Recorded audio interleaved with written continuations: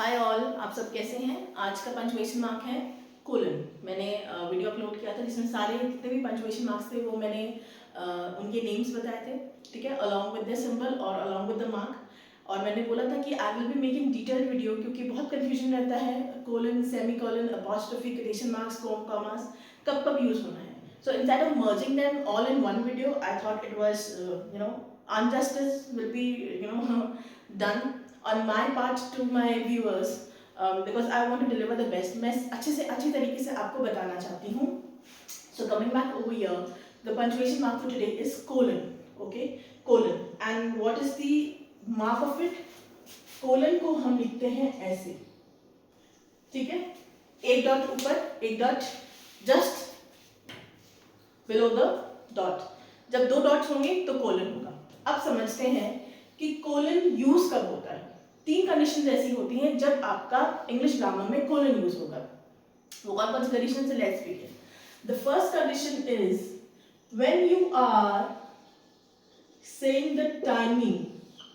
जब आप किसी को समय बताते हैं, है ना।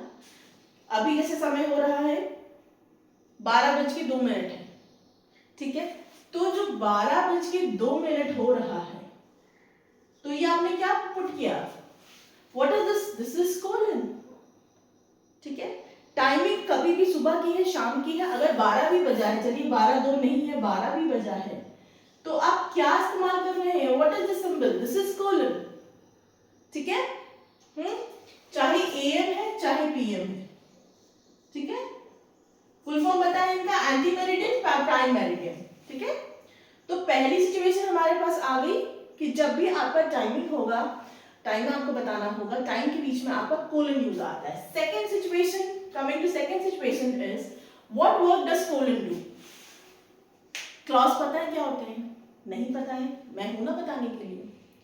सेंटेंस में कभी कभी ऐसा होता है कि एक ही सेंटेंस में दो सेंटेंस रहते हैं, दो वाक्य रहते हैं, है ना, और कंप्लीट क्लॉज होते हैं। अगर पहला भाग जो है वो दूसरे पे निर्भर नहीं है, ठीक है। अगर मैं पहले एग्जांपल देखते हैं, है ना।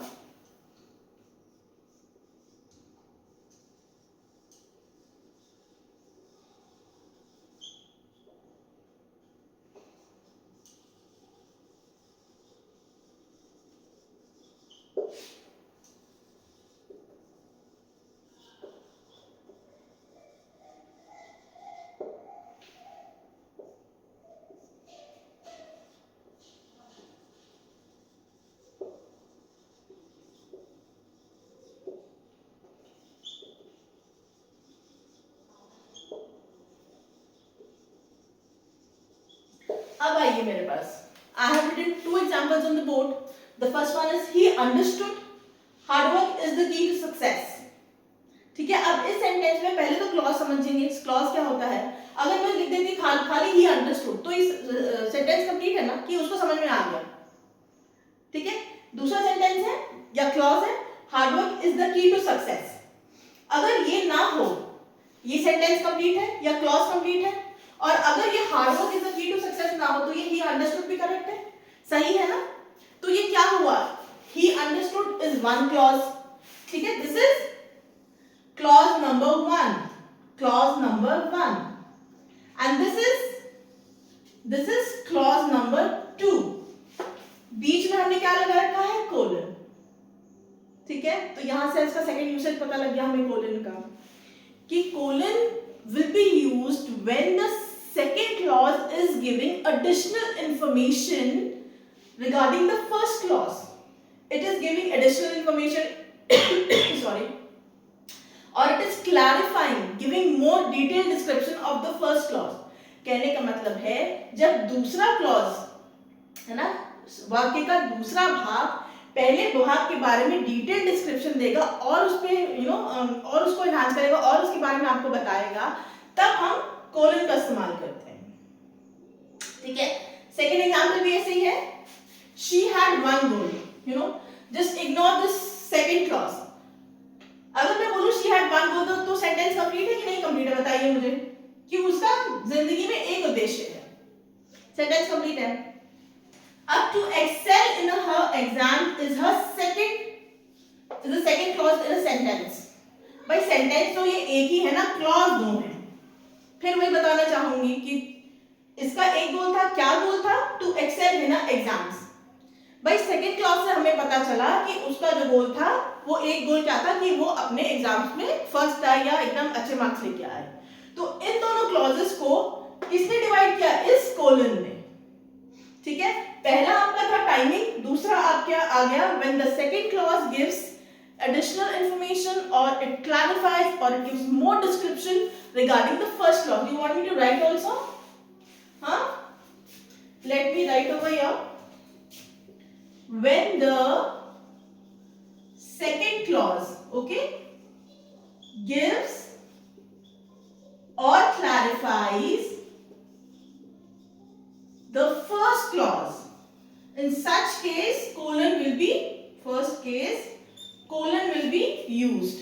Now coming to third category or third condition when colons are used, when there is again इसमें तो याद ये था कि ये समझा रहा था, है ना, इसमें additional information देगा colon, ठीक है। When additional information is being delivered or it is being given additional information, तब आपका colon use होगा, ठीक है।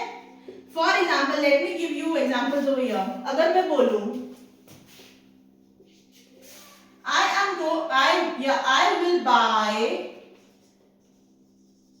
from the market,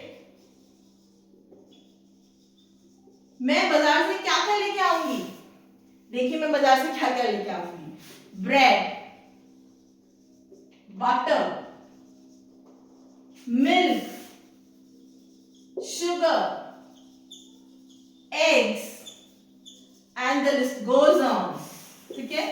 जब आपको एडिशनल इंफॉर्मेशन मिले, ठीक है, तब आप कोलन का यूज करेंगे। So I hope friends with this video the usage of colon is clear. अगर कोई डाउट है तो please, I really feel I don't have words to describe my feeling जब मुझे मैसेज आता है जब कमेंट सेक्शन में कि मैम इसका क्या एग्जांपल होगा। And I like the fact that people now are connecting with me. Okay, the thing that I want to deliver is being delivered to my viewers. तो ये था आपका कोलन, ठीक है। 3 यूसेज था, एक क्विक रिकैप करते हैं। Colon is a punctuation mark that in which there are 2 dots like this. This is the symbol. पहला है टाइमिंग, जब आपकी होंगी, जब आप समय बताएंगे तो उसके बीच में कोलन यूज होता है। Second is when the second clause is in a sentence, there are 2 clauses and when the second clause gives more detailed description regarding the first clause, पहले क्लॉज के बारे में ज्यादा डिटेल से बताए, तब हम कोलन का यूज करते हैं। मैंने एग्जांपल्स देके समझाया है, ठीक है। जैसे hard work is the key to success, he understood. Now this is the first clause, this is the second clause. Now what the second clause is doing, it is giving more description regarding the first clause, कि उसे समझ में आ गया था। क्या समझ में आ गया था? कि हार्ड वर्क ही is the key to success, बिना मेहनत के लाइफ में कुछ भी नहीं मिलने वाला है, ठीक है।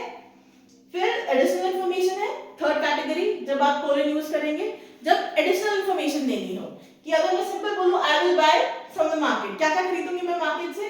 Bread, butter, milk, sugar, eggs. एक एग्जांपल और देती हूँ, पढ़ाते पढ़ाते मुझे लगा एक दे दूं। जैसे अगर मैं बोलूं the movie was a big disaster, ठीक है, मूवी में देखने गई, it was a big disaster, colon देके मैंने बता दिया इट वाज बोरिंग, कॉमा, ठीक है, इट वाज पुअरली एक्टेड, जो भी एक्टर्स थे उन्होंने एक्टिंग अच्छी नहीं की थी, ठीक है। इट वाज इजीली, आपको आसानी से पता चल जा रहा था कि क्या होगा, इट वाज इजीली प्रेडिक्टेबल, है ना। प्रेडिक्शन जब हो जाता है तो क्या ही मूवी का मजा, सस्पेंस रहता है तो अच्छी लगती है ना मूवी। तो मैंने क्या किया, मैंने एडिशनल इंफॉर्मेशन दे दिया कि the movie was boring, colon, it was poorly acted, easily predictable, ठीक है, and so on. So this was the usage of colon.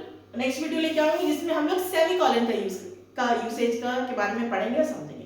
Thank you for watching. Video पसंद आया तो please like, share and subscribe my channel.